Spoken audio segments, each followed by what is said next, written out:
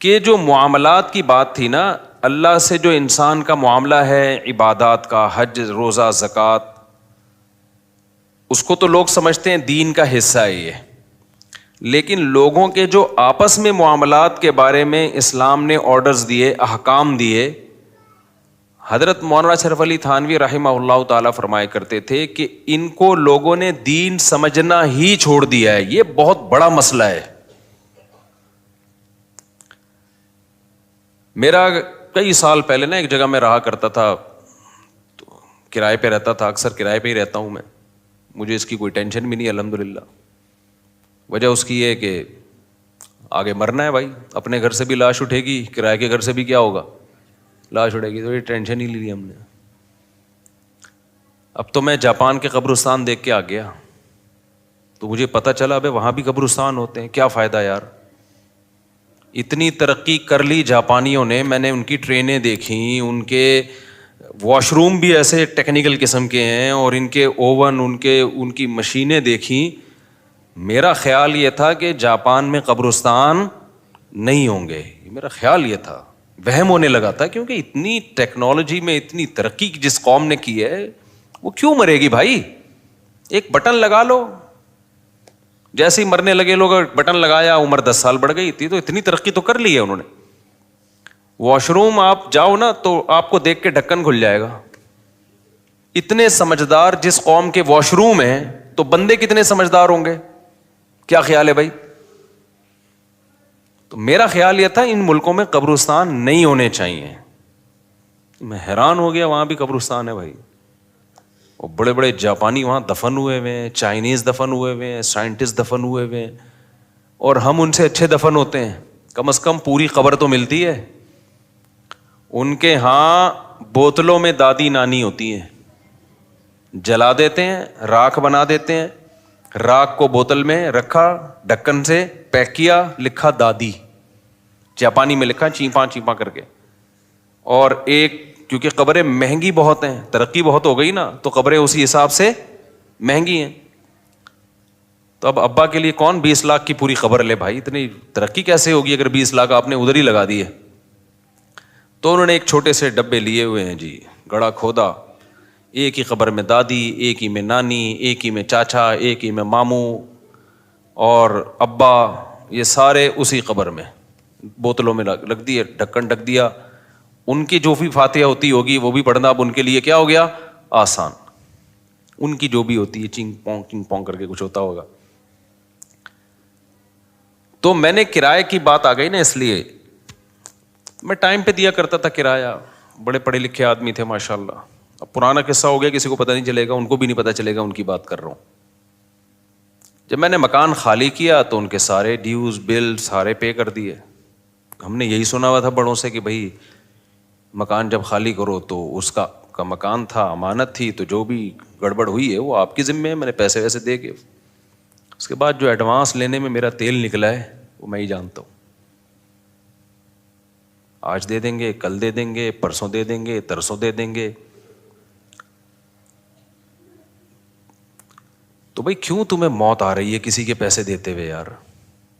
یہ میری ذمہ داری ہے کہ میں آپ کو یاد دلاؤں روزانہ ہے بھائی، یہ میری ذمہ داری ہے، یہ تو آپ کی ذمہ داری ہے نا، کہ ایک آدمی نے جب گھر کی چابی پکڑائی ہے تو اب آپ کے ذمہ ہے۔ میں ہوں بھی بھلکڑ، بھول جاتا ہوں بہت، جو چیز لکھی ہوئی نہ ہو مجھے یاد نہیں رہتی۔ 6 مہینے 7 مہینے گزر گئے، میں بھول ہی گیا۔ اب جب بھول گیا تو پھر مجھے یاد آیا کہ پتہ نہیں شاید میں نے لیے بھی ہیں، میں سمجھا شاید میں لے چکا ہوں، اب مجھے مانگتے ہوئے شرم آ رہی ہے۔ تو ایک دن کیا ہوا کہ میں نے ان سے چلتے پھرتے کہہ دیا، میں نے کہا ٹرائی کر کے دیکھتے ہیں، اگر انہوں نے کہہ دیا کہ میں تو دے چکا ہوں تو میں کہوں گا اچھا میں بھول گیا تھا، سوری کر لوں گا، اور نہیں بھولا ہوا اگر میں نہیں دیے انہوں نے تو ان کو یاد آ جائے گا۔ تو میں نے کہا وہ آپ نے 6-7 مہینے پہلے ایڈوانس ابھی تک یاد، مجھے ایسا یہ لگتا ہے کہ آپ نے دیے نہیں۔ اگر اس بندے کو پتا ہوتا نا کہ مفتی صاحب بھول گئے ہیں، کنفیوز ہیں، تو شاید وہ پی جاتا۔ اس کو خیال یہ ہوتا ہے کہ جب بھی کوئی اپنی پیسے مانگے جاتے ہیں تو اسٹائل تو یہی ہوتا ہے نا، میں بھی شاید، تاکہ اگلے کی بے عزتی نہ ہو کہ شاید میں بھول گیا ہوں، شاید تو میں نے شاید کر کے کہا. انہوں نے کہا وہ اصل میں وہ مجھے یاد ہے, میں انشاءاللہ بھی بھجواتا ہوں. پھر جو 2 ہفتے 3 ہفتے 1 ہفتے پھر لگا دیے. حالانکہ ماشاءاللہ نمازی بھی ہیں, حاجی بھی ہیں, ہر جماعتوں میں بھی جا رہے ہیں, تبلیغ میں بھی وقت لگ رہا ہے, ہر بات میں اللہ اکبر اللہ. جب آپ ان سے سنیں گے نا, ہر بات میں اللہ اندر سے نکلے گا.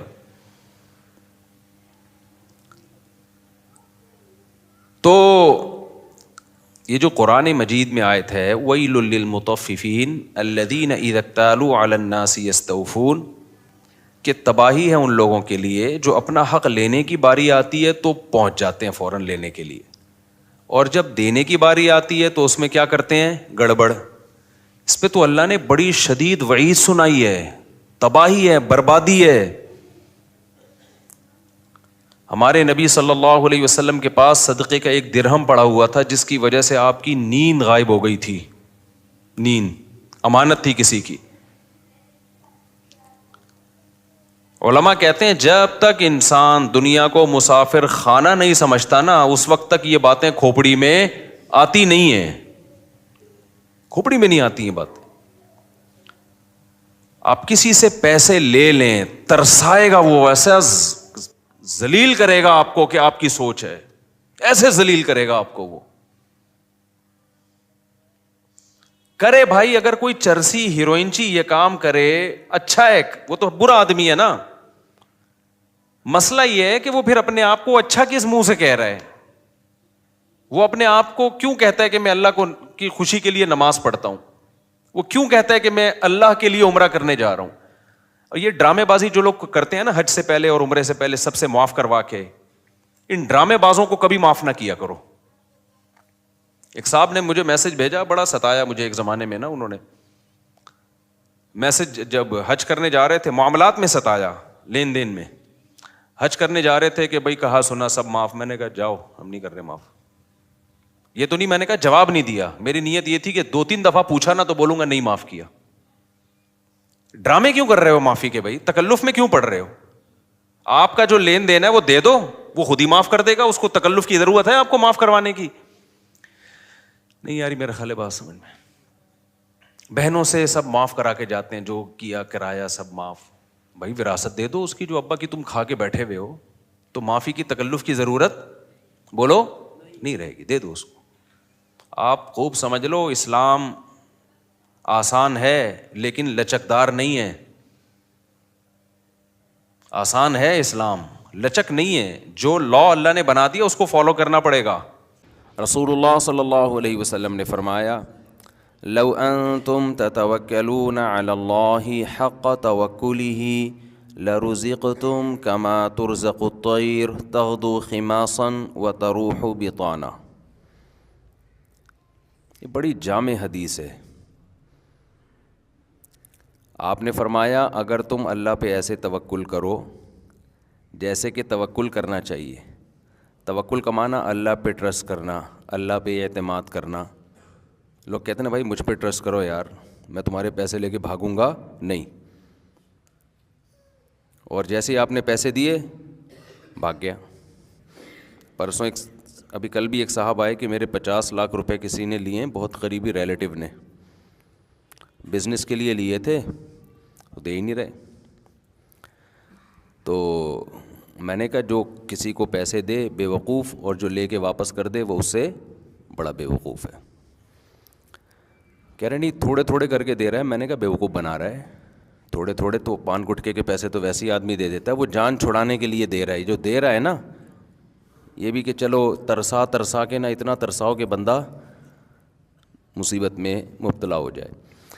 یہ تو میں بار بار کہتا ہوں, ہمارے ہاں نمازی ملیں گے آپ کو, تہجد گزار بھی مل سکتے ہیں آپ کو, عمرہ کرنے والے, آپ کو حج کرنے والے بھی ملیں گے, لیکن پیسے لے کے واپس کرنے والے یہ ونس اپون اے ٹائم یہ ہوا کرتا تھا. اس میں داڑھی, بغیر داڑھی, ٹوپی, شلوار ٹخنوں سے اوپر, سفید کرتا یا چوڑی دار پاجامہ یا پینٹ شرٹ, یہ سب برابر ہیں.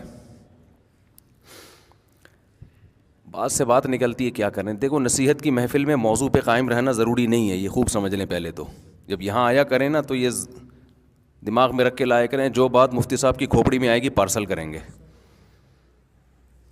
یہ کوئی لیکچر تو نہیں ہے نا کہ آپ کو میں نے پی ایچ ڈی کا اسکالر پی ایچ ڈی کروانا ہے کسی خاص ٹاپک پہ تو میں اس ٹاپک کا پابند رہوں. میں تو ضرورت محسوس کروں گا یار کوئی کھوپڑی میں اچھی بات آئی ہے جو سوسائٹی کے لیے ضروری ہے تو فوراً کیا کروں گا, پارسل. ہمارے یہاں پارسل کا خاص انتظام ہے. بعض دفعہ آپ کے پاس آپ پروڈکٹ بیچ رہے ہوتے ہیں, پارسل کا انتظام نہیں ہوتا, آپ کہتے ہیں جس نے کھانا ہے یہاں بیٹھ کے کھاؤ, لیکن بعض دفعہ لکھا ہوتا ہے ہمارے یہاں پارسل کا انتظام ہے. تو ہمارے ہاں الفلاحیہ مسجد میں پارسل کا انتظام ہے. آپ کو آپ کی پسند کی چیز پارسل کی جائے گی, لیکن وہ پسند کی چیز جس کو ہم سمجھیں گے آپ کے پسند کی ہے. صحیح ہے نا, جس کو ہم سمجھیں گے یہ کس کی پسند کی ہے, آپ کی پسند کی. تو میں یہ کہہ رہا تھا کہ پیسے لے کے مارکیٹ میں لوگ کیا ہو جاتے ہیں, شارٹ. اس کی وجہ بتاتا ہوں میں آپ کو. حضرت حکیم الامہ مولانا اشرف علی تھانوی رحمہ اللہ تعالیٰ وہ بڑے نباز تھے, قوم کی نفس پہ ہاتھ رکھتے تھے.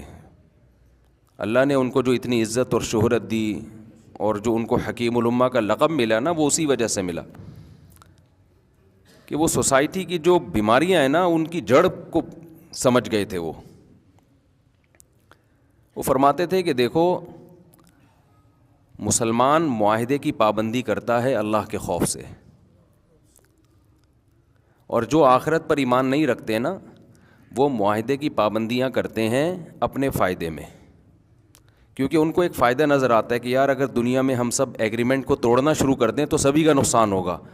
لہذا ایک اخلاقی ضابطہ بنا لیا گیا کہ بھئی ہر قوم معاہدوں کی پابندی کرے گی.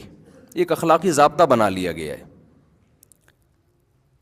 دیکھو دنیا میں اسلام کے احکام اور غیر مسلم جن احکام کو فالو کرتے ہیں, جن لاز کو فالو کرتے ہیں, ان میں بیسک فرق پتہ ہے کیا ہے؟ جو غیر مسلم لا بناتا ہے نا وہ کہتا ہے جس لا میں انسانیت کا اجتماعی فائدہ ہوگا, جو اس کو نظر آ رہا ہے اس وقت, وہ چیز لا بن سکتی ہے. فوری فائدہ جس میں نظر آ رہا ہے, بشرطے کہ اس میں لا بنانے والے لوگوں کے مفاد پہ زد نہ پڑتی ہو.